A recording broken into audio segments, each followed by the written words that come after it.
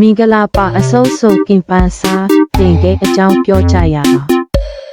စပိုင်းခြေကိုပထမဖြတ်ပြီးဆယ်ဖြတ်ပြီးရင်ဆယ်ပြားပေါင်မုံကိုဒီဖြတ်ပြီးကိုချိတ်စပါးပေါင်မုံထဲကြော်ပြီးအထဲမှာပြန့်ကျင်းနေတဲ့တင်ခဲတွေပါလဲစားပြီးနောက်အပိုင်းတွေမှာပျော်ပျော်ပါပါကစားကြရအောင်အစိုးဆုံးတော့ပန်းကင်းတင်ခဲထုံးတစ်ပွားပထမဦးစွာကိုဖြတ်ပြီးဆက်ဖြတ်ပြီးဆက်ပြီးပေါင်မုံကိုဒီဖြတ်ပြီးကိုချိတ်စပါးပေါင်မုံထဲမှာထည့်ပြီးနဲ့ဆိုင်စွာကြော်ပြီးအထဲမှာပြန့်ကျင်းနေတဲ့တင်ခဲတွေကိုဒီဖြတ်ပြီးစားသုံးလိုက်ပါ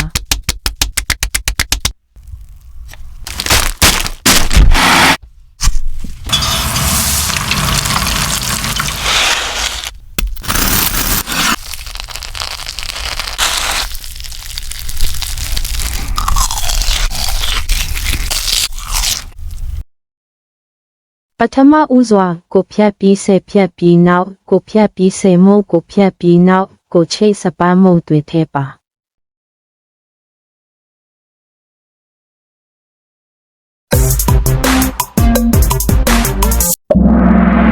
ပန်းရှိရင်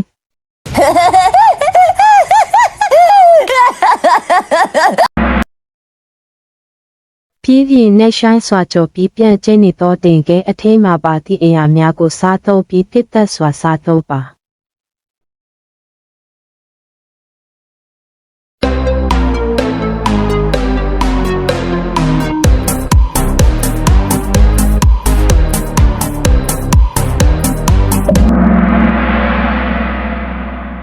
နေတဆိပြီးရင်နေတဆိဖြတ်ထားတဲ့ပေါင်မုံကိုဒီဖြတ်ပြီးကိုချိတ်စပါးပေါင်မုံထဲမှာထည့်ပြီးနဲ့ဆိုင်စွာကြော်ပြီးတော့ပြန့်ကျင်းနေတဲ့တင်ခဲထဲမှာပါလဲ